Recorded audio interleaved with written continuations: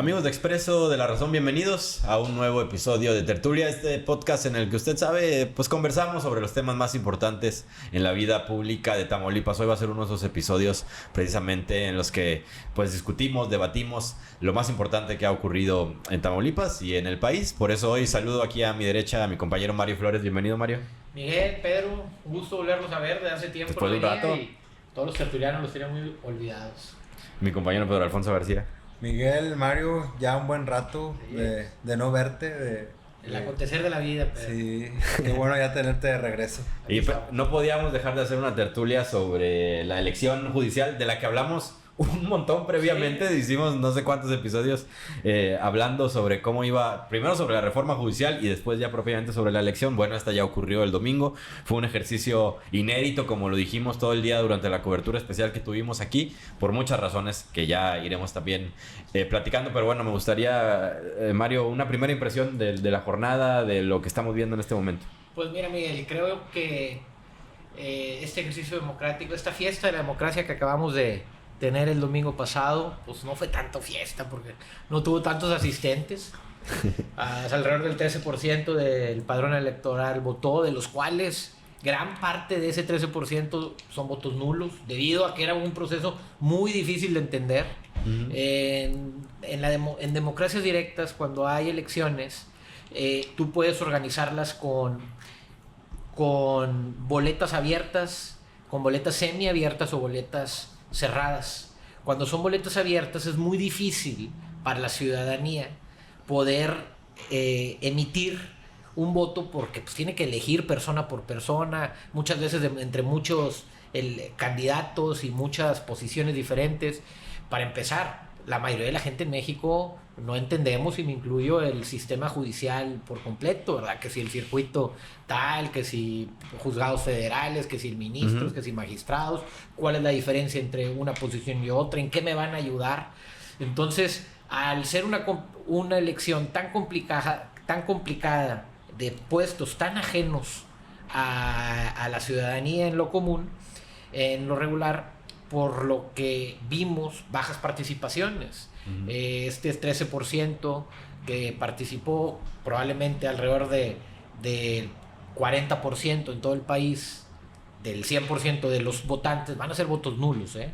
Entonces va a bajar como a 7% del padrón electoral como voto válido, por lo que no creo que terminen de legitimar, para empezar, la reforma judicial, y en segundo, los juzgadores nuevos que llegan, no creo que tengan la legitimación como se esperaba que iban a tener a través del ejercicio democrático. ¿Tú cómo lo viste, Pedro? En primer lugar, quisiera hacer un reconocimiento a todos los funcionarios de casilla que acudieron a un proceso electoral tan complejo y tan austero, porque al menos, por ejemplo, en mi casilla me tocó que no había ni plumas. Algunas personas de los votantes prestaban algunas. Otro aspecto que me tocó ver en persona fue el tema de las urnas. Era un poco tedioso y un poco como cuello de botella, que no había tanto, o sea, no era como una elección convencional que separaban. No había esa separación, solamente había local, solamente había federal, y ahí tú tenías que doblar todos tus pliegos. Al momento de votar, las boletas eran complicadas.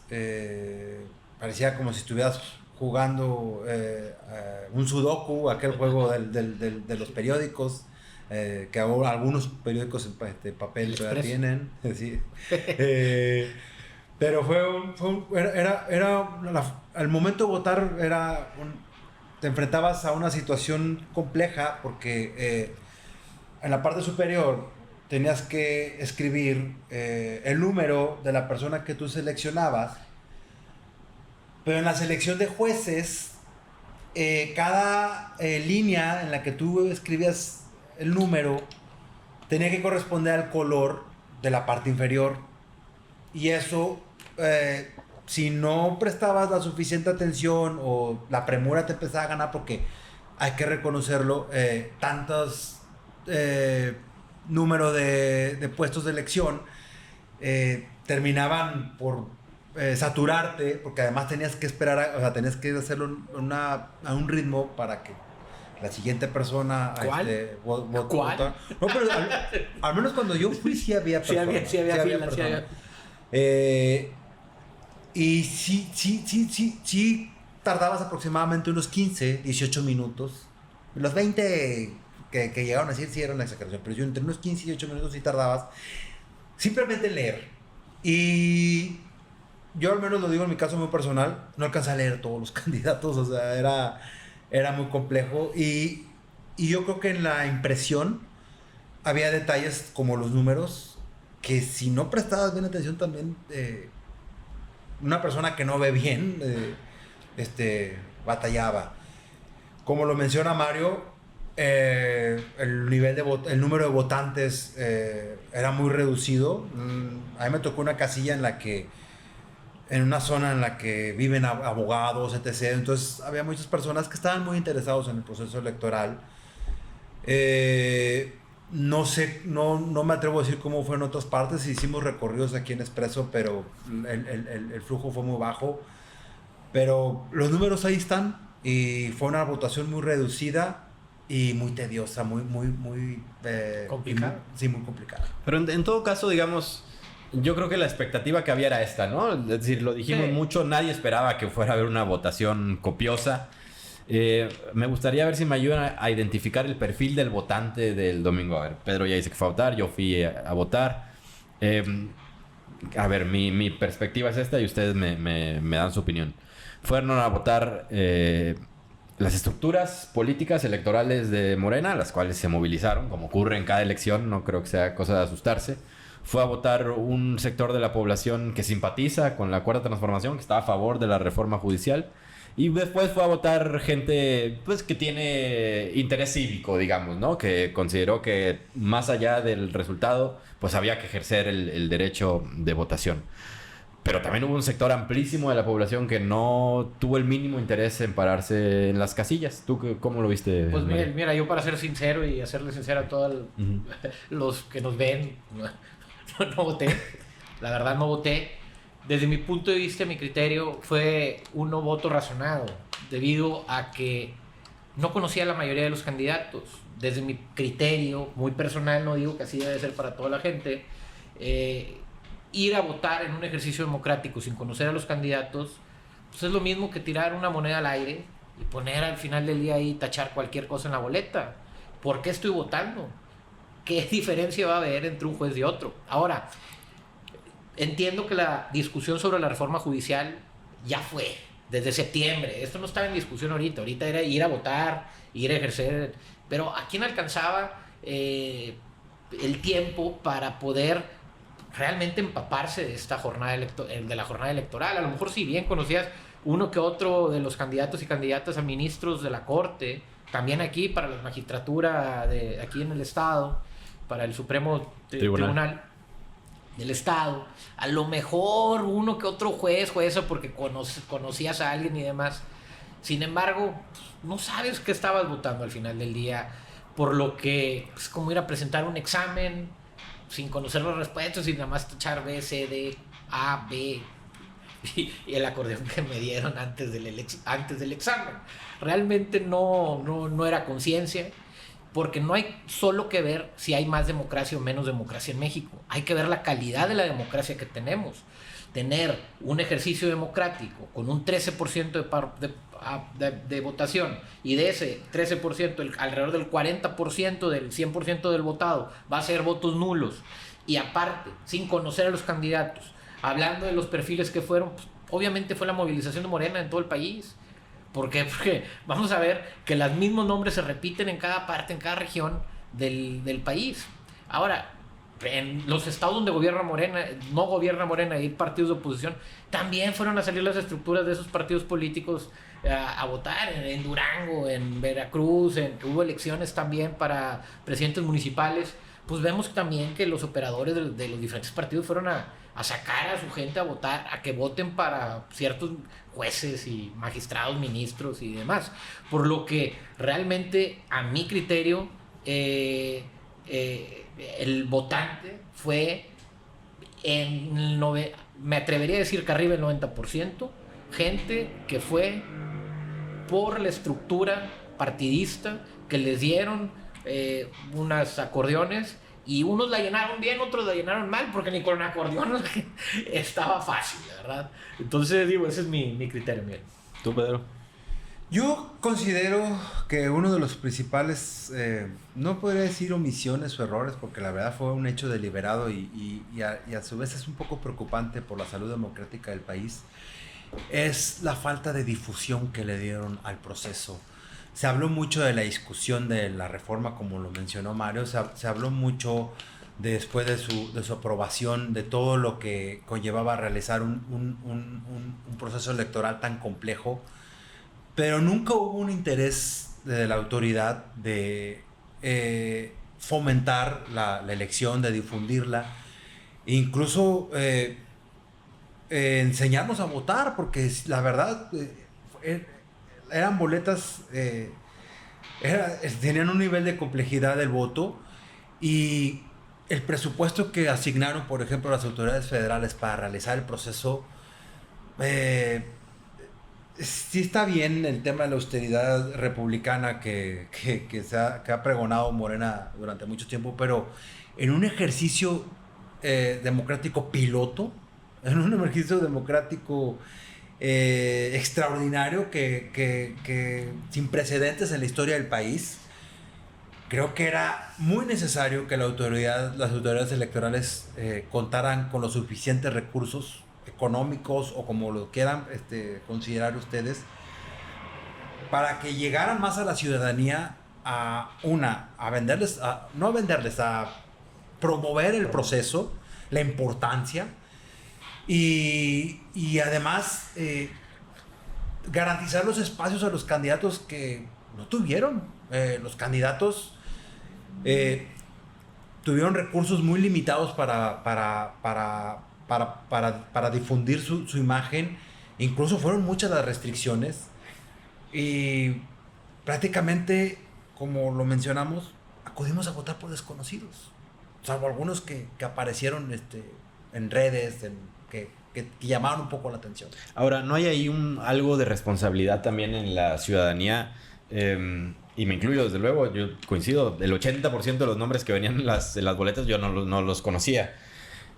Pero digo, ya a toro pasado me queda claro que es una elección muy diferente, compleja, ya lo habíamos dicho, que requiere cierta preparación de la ciudad, no preparación académica ni educativa, sino preparación previa a ir a votar. Es decir, estaban los canales, las plataformas disponibles para que uno se metiera ahí y viera quiénes eran los candidatos y tal cual. Es decir, había que hacer una tarea antes de pararse en la casilla, que yo reconozco que no hice, y creo que la mayoría de la gente no hizo. Pero ¿no será también que estamos ante un reto, digamos, para la ciudadanía de dar ese paso para participar en este tipo de elecciones? Definitivamente, Miguel, creo que pues bueno, es una apertura para poderse acercar un poco más al sistema político nacional, para ver si hay más oportunidad de que la gente nos pongamos a observar un poco más el poder, no nada más el ejecutivo y legislativo, en este caso el judicial. Hay que entender que una democracia madura no se mide en la cantidad de votos, en la cantidad de personas que van a emitir su sufragio, sino en el voto razonado de estas personas, por lo que asisten a votar. Por lo que para tener una democracia madura tenemos no solo que tener elecciones, sino tenemos que participar conscientemente en ello. Creo que hay muchas omisiones, muchos errores que pasaron en esta elección. En el 27 volverá a haber elecciones en gran parte del país. Aquí en Tamaulipas pues ya se eligió la mayoría. En 27 en Tamaulipas tendría que elegirse la otra mitad de los cargos federales. Exactamente, además de los cargos federales, los estatales ya quedaron.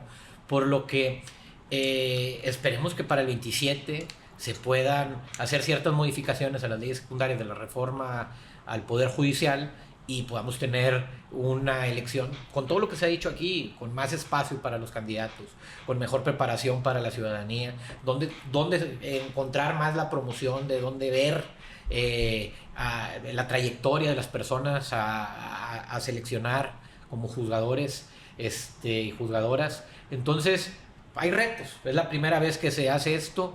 Esperemos que para el futuro se pueda hacer mejor. Y también creo otra cosa. ¿Qué pasó con esta reforma del Poder Judicial? Solo haz de cuenta que quitaron las personas que estaban ya, ahorita como juzgadores, y entraron otras y otros se reeligieron y ganaron, ¿verdad? Van a llegar otras personas.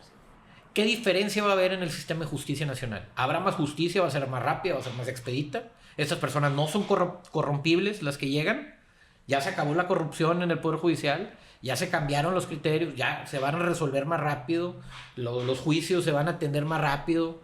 Ya no se van a liberar delincuentes los fines de semana como venía sucediendo y que en las mañaneras decían desde el presidente López Obrador y ahora la presidenta Claudia Sheinbaum, y que denunciaban y que decían que todos los fines de semana liberaban delincuentes. Ya no va a pasar eso.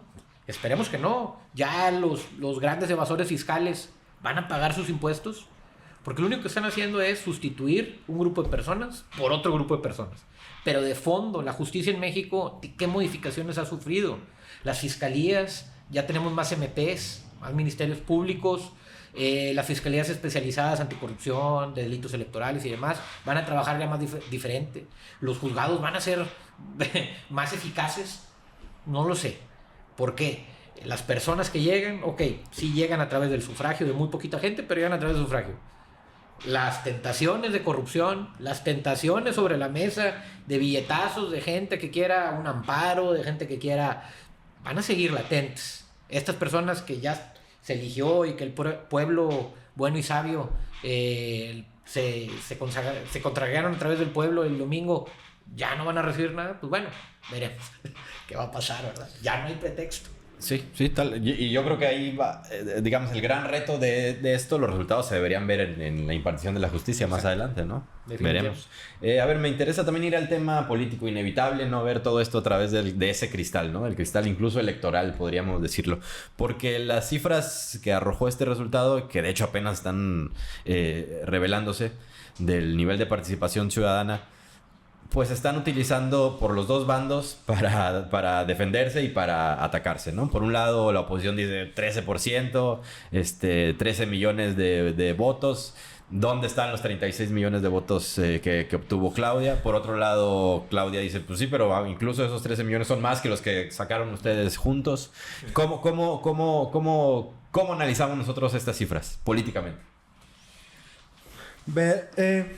Como tú lo mencionaste, es una muestra, y digo, es algo, para mí es algo más preocupante que algo que deberían de presumir ellos. Es una muestra del músculo de Morena, al final. Es una cifra pequeña, sí y no, porque recordemos la elección de 2006, Calderón ganó por 100,000 votos. 13 millones pueden hacer la diferencia. 13 millones, ponle que se reduzca a un 6,5, sigue representando una cifra muy alta de personas. Me atrevo a decir que en esta elección peculiarmente también yo añadiría a todo el grupo jurídico, y me refiero a los abogados que, permeados por este proceso, muchos acudieron a votar también. Es una cifra muy baja para un proceso democrático, y lo vuelvo a decir. El problema es de fondo en este proceso, al final, es el afán desde el Poder Ejecutivo, primero con Andrés Manuel López Obrador, con la presidenta Claudia Sheinbaum, aún no queda muy claro, de diezmar el margen de maniobra de las autoridades electorales, porque al final, si bien los gobiernos sí deben de impulsar y deben de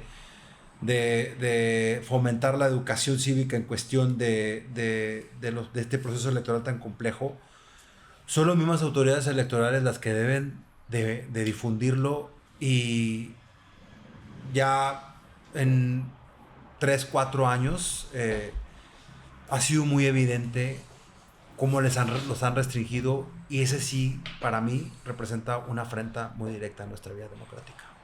¿Tú cómo ves, quién le saca más rédito político a esta elección? No, definitivamente Morena, ¿verdad? Porque pues, la mayor cantidad de todos los juzgadores en el país y juzgadoras que fueron electos, pues fueron los que las estructuras del propio partido en el poder del oficialismo impulsaron en casi todos los estados y los federales también. Por lo que obviamente el que más le saca rédito político es Morena. Ahora, entendamos una cosa. Por ejemplo, en un partido de fútbol, cuando tenemos a dos equipos, América contra el Necaxa, y América, pues el que es el árbitro, pues a lo mejor trata de ser lo más objetivo posible al ejecutar su trabajo sin agarrar dinero de ningún directivo ni nada, y va a ir a ejercer su trabajo el día del partido. Pero pues al final del día, si es americanista de toda la vida, pues a lo mejor va a tener un sesgo invisible, que ni se da cuenta que pues está cargado tantito más, lleva toda la vida yéndole a ese equipo, pues obviamente es algo innato de la persona. Algo de fondo que puede resultar de esta reforma al Poder Judicial es, haciendo la analogía con lo del partido de fútbol, es que si hay juzgadores que ven más, observan más, tienen criterios más desde un punto de vista más social, un punto de vista más capitalista o más de derecha o más conservador y demás, pues probablemente las resoluciones en los juzgados van a ser un poco, sí, sin sesgo, con la ley en la mano y todo, pero interpretar la ley más de un punto de vista con un criterio que protege más a la ciudadanía en común, al pueblo en común, más que a otras personas, ¿verdad? Estoy hablando de las cosas como deben de ser, sin billetazos en la mesa ni nada. Por lo que a lo mejor de fondo sí va a haber un cambio sustancial para la gente, para el ciudadano, para el mexicano. Esperemos que sea. A ver, por ejemplo, hablando de la Suprema Corte, el perfil que sí se le va a imponer por los perfiles que llegan, pues es muy evidente que va a girar hacia esa visión más colectiva, popular, ¿no? Exacto, y a eso, Miguel, me refiero. O sea, y eso, como pasa en la Suprema Corte, que es más fácil de observar, de acuerdo a los perfiles elegidos, vemos que el que más tuvo votos fue un candidato del sur que era con ascendencia mixteca, Lenia Batres, Yasmín Esquivel, pues todos los ministros que ya estaban desde López Obrador, desde que fueron electas por López Obrador.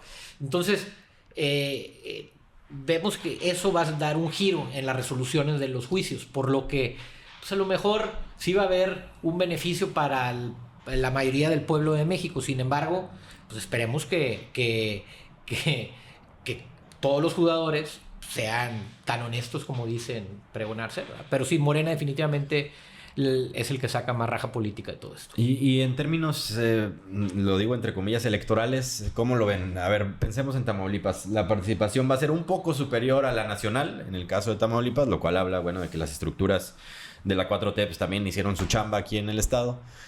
Pero hay algunos datos que yo mencionaba en mi columna que me parecen relevantes.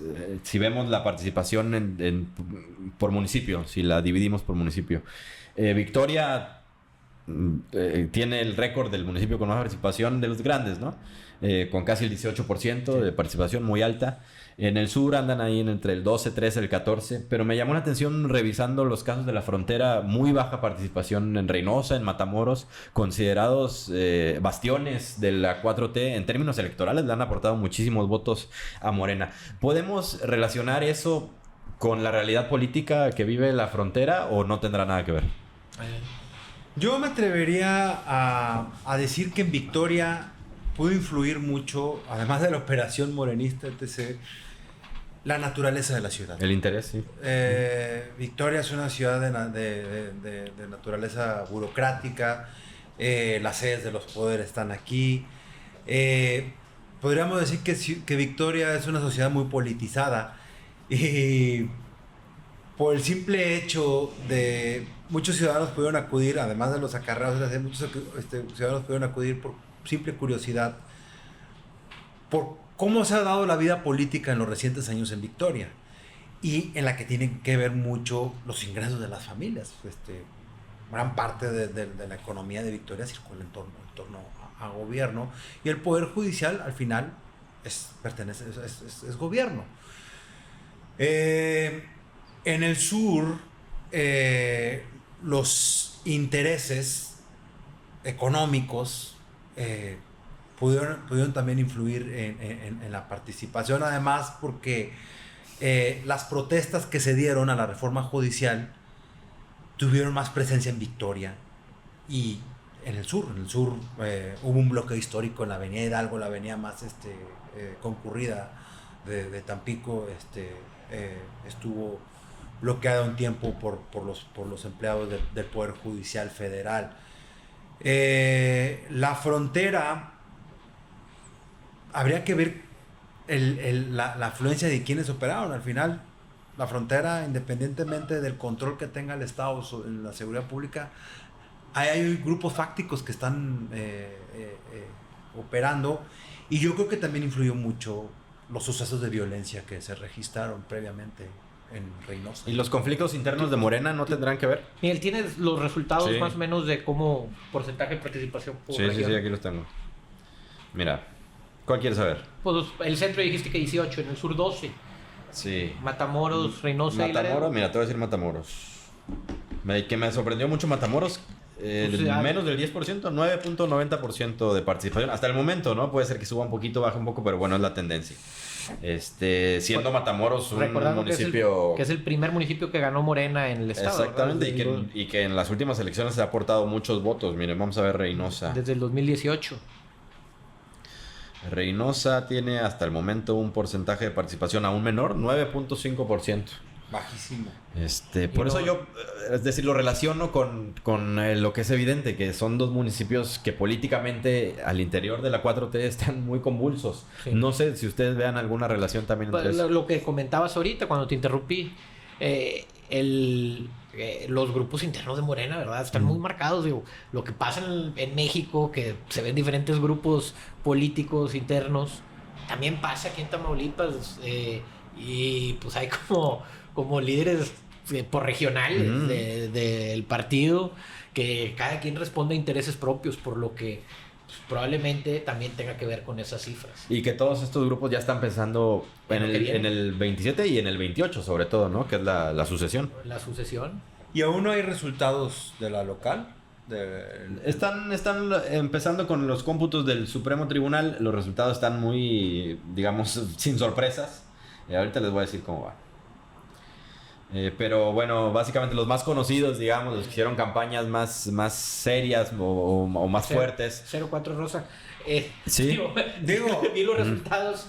Sería muy evidente que no hubiera resultados favorables en Reynosa si históricamente sabemos que Maqui Ortiz y su hijo Carlos Peña llevan 12 años. Tienen fricciones directas con el gobierno del estado. Sí. Miren, en el estado, el primer lugar de las mujeres, Tania Contreras, con 140,000 votos. Le sigue Guillermina Reynoso. Le sigue... No, de mujeres primero.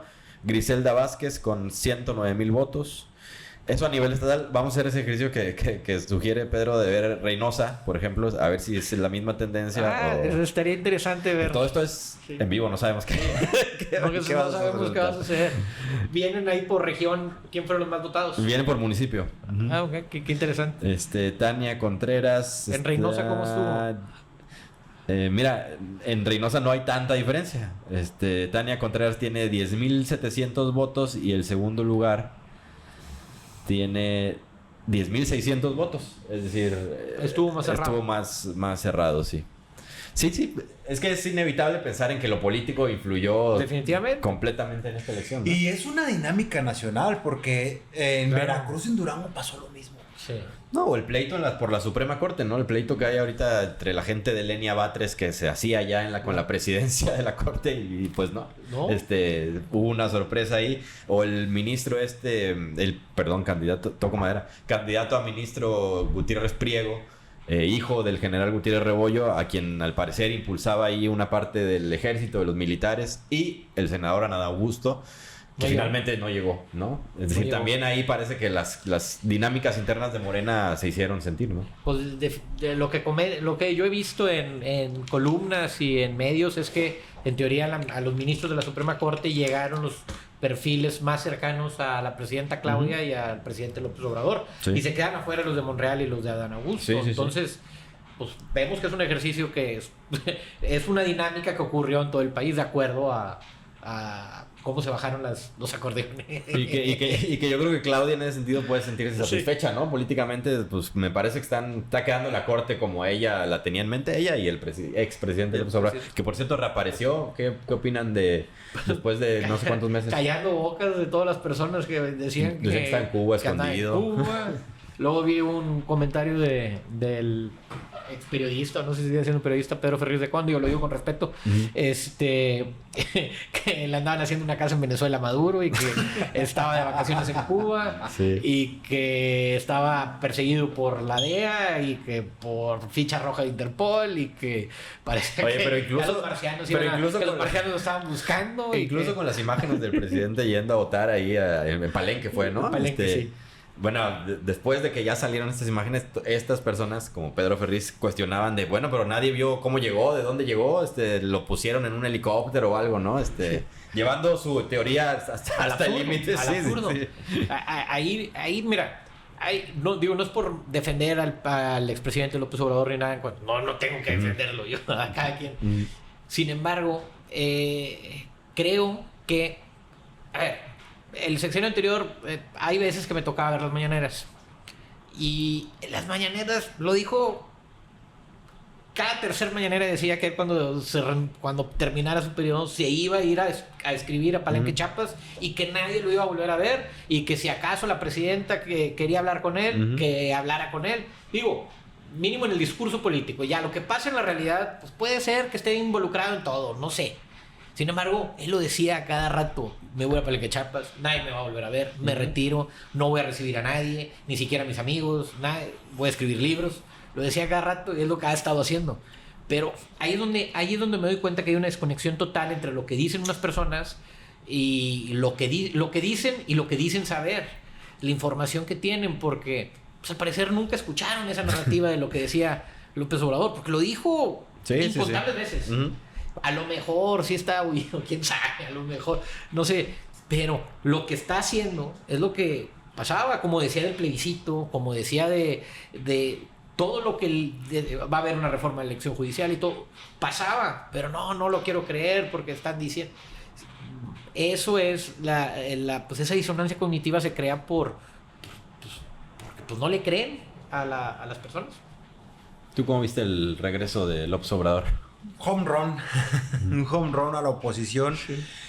Y yo creo que el trasfondo, además del ejercicio, del deber ciudadano que todos tuvimos en ese proceso, y de sus ganas de participar, es una manera de seguir legitimando a la Cuarta Transformación. Es una manera de demostrar que está ahí y que se hizo a un lado por la presidenta, pero que sus fuerzas son para apoyarla. Que sigue pesando, sí. Al que no le fue bien fue a su hijo, que según entiendo se convirtió ahí en el operador principal de Morena en la elección de Durango y no hubo buenos resultados.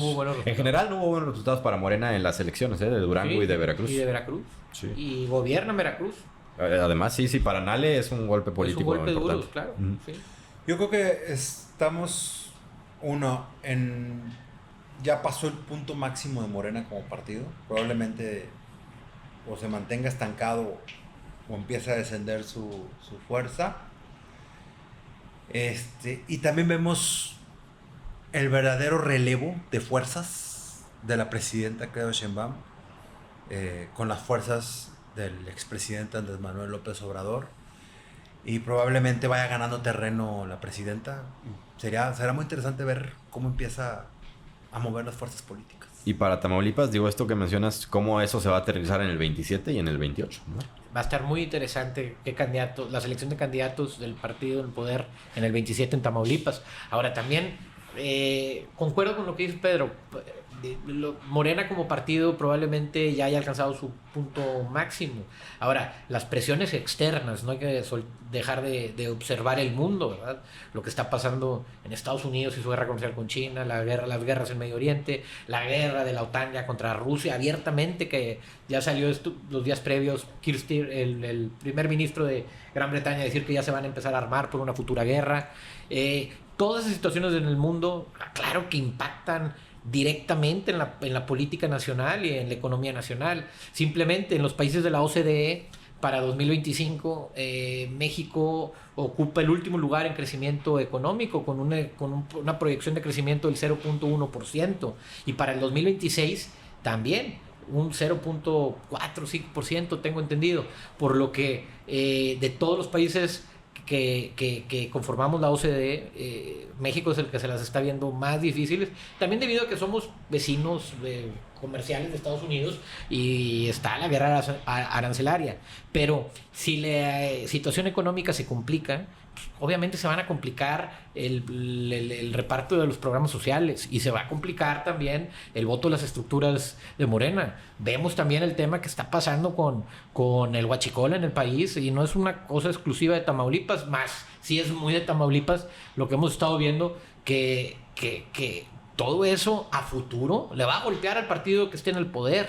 Entonces sí creo que nos estamos enfrentando ante retos muy duros. La oposición de Morena no está en la oposición partidista, sino está en las mismas filas de Morena y la lucha por el poder. Vemos cómo se van a acomodar los pupilos de Andy López Beltrán, de Monreal, de Dan Augusto, de la propia presidenta de la República, Claudia, la gente cercana al gobernador de Tamaulipas, Américo, del senador JR, de la senadora Algazosa, de los de Nuevo Laredo, de los Canturrosas. Es un juego de tronos, juego de ajedrez que se va a ver para los próximos años. Sí, y que en el 27 hay una cita ya muy clara. Exacto. Y a mí solamente quisiera subrayar algo ahí. Se especuló mucho en este proceso, sobre todo en la elección de jueces, que los grandes capitales iban a influir en la selección de candidatos. Por ejemplo, se hablaba de Grupo Monterrey, de Grupo México. Se quedó en una fantasía. No, o al menos hasta la fecha no se ha demostrado que hayan influido, o el mismo ejército con lo que pasó. Eso se nos puede quedar, digo, para bien o para mal, dependiendo cómo evolucione esto, un buen sabor de boca, que al final se sigue manteniendo la estructura de la partidocracia. Habrá que ver qué pasa en el futuro, porque hasta en Morena, en un partido como Morena, pareciera que estamos en la era de los políticos de archivo. Sí, concuerdo. Y todo esto, repito, de cara, bueno, en el caso de Tamaulipas, a un proceso que va a ser muy intenso. Bueno, en el 27, el Congreso local y municipios, diputaciones federales también. Todo iba a unos meses de la sucesión. Y el siguiente año, pues, el año sucesorio del 27, la gubernatura del Estado. O sea, ¿cómo quedar confundido? Seguimos en la misma idea de lo que hemos repetido, y lo vemos porque coincidimos, creo, desde el día posterior a la elección del año pasado, que la oposición está neutralizada por completo, y lo que tú decías hace un rato, Mario, que lo que pudiera pasar la Morena vendría de adentro de Morena, o si ven en la oposición ahí algún rayito de esperanza. En lo personal, hoy por hoy no veo en la oposición un rayito de esperanza. Lo platicaba con Pedro, de hecho, en un cafecito que lo echamos hace horas. Lo platicaba con Pedro desde un punto de vista muy personal. El gran acierto que tuvo López Obrador en todo este siglo ha sido poner en el centro de la conversación pública la corrupción. Si bien ya se había empezado a hablar desde los 90s, López Obrador lo trajo al centro de la conversación nacional y poniendo el diagnóstico del problema como la corrupción en el país. Acompañado López Obrador con el diagnóstico traía la solución y era su proyecto de nación. Puede gustar o puede no gustar, no estoy diciendo que el proyecto de nación de López Obrador haya sido bueno o malo, no lo estoy catalogando, pero con el diagnóstico traía la medicina desde su criterio, ¿verdad? Y cada vez más gente creyó en esa medicina. Creo que desde la oposición solo están criticando y criticando y criticando las acciones de Morena, que son las mismas que ya puso López Obrador hace 20 años en la palestra pública. Creo yo que eventualmente, en los años venideros, va a llegar un candidato o una candidata que traiga un diagnóstico correcto de lo que está pasando en el país, ya en el país donde Morena es el oficial, es el país oficialista de Morena, con una solución. Mientras sigan presentando candidatos reciclados del pasado, con las mismas personas del pasado y los mismos proyectos sin visión, no se van a subir a nada. Vemos en Argentina, también le decía Pedro, lo que pasaba en Argentina, llegó Milei, presentaba el problema, puede no gustarte la solución, que la escuela de Chicago, que la economía, que esto, que el otro, y puede decir puras mafufadas si quieres, pero traía una medicina que al final del día convenció a la mayoría de los argentinos y hoy es presidente de la República de Argentina. Como te digo, puede gustar o no, y sin partido político. Vemos que en Polonia ganó la ultraderecha el fin de semana pasado, en Alemania también ganó la izquierda, pero ya con tendencias más a la derecha. Y así vemos que la historia no está muerta, la dialéctica política que estamos viviendo en el país, en el mundo, se sigue, no es la historia acabada, no acabó la historia con Morena en México. Va a haber algo sucesorio a Morena y creo que falta tiempo, sin embargo, va a llegar eventualmente. A mí me preocupa un poco porque las tres vías son mediante el autoritarismo, cómo puede evolucionar el país.